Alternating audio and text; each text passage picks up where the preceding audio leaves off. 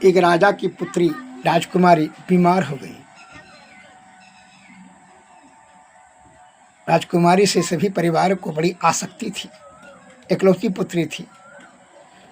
राजकुमारी के बीमार होने से राजा रानी बहुत रुपये खर्च के, बड़े बड़े डॉक्टर वैद्य से सबसे इलाज कराते कराते निराश और उदास हराश हो गए।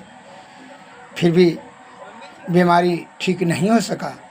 अनंतः राजा उदास हो गए, रानी उदास हो गई और मंत्री उदास हो गए। मंत्री और सब कर्मचारी हो गए, प्रजा भी उदास रहने लगे। राज्यकाज जो है बिखरने लगे। उस राज्य में एक महात्मा जी का समागम हुआ। महात्मा जी ने राजा के यहाँ भिक्षाटन करने के लिए पधारे। उनकी उदासी देख करके महात्मा जी ने पूछा, राजा साहब आप बहुत उदास हैं, क्या बात है?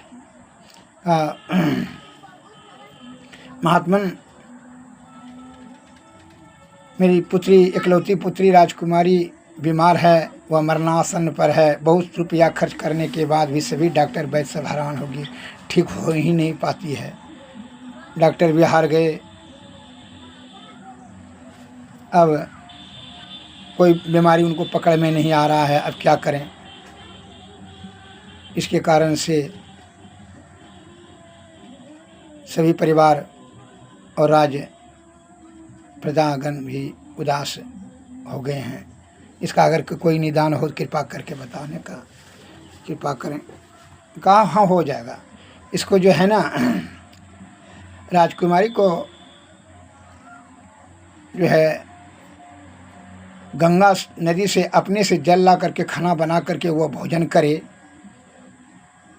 प्रत्येक दिन अपने हाथ से भोजन बना करके, गंगा नदी से स्नान करके वो अपने से पानी ला करके भोजन करे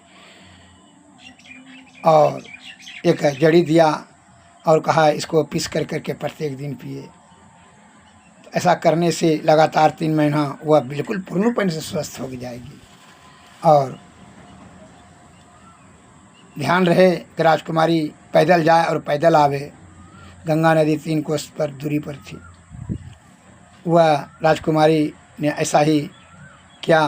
3 महीना वह पूर्णपण से स्वस्थ हो गई। राजा साहब और अन्य सभी प्रजागण सब प्रसन्न हो गए। उसका पूछा कारण, तो महात्मा जी ने कहा इनको शारीरिक परिश्रम की अति आवश्यकता था, अतः इसका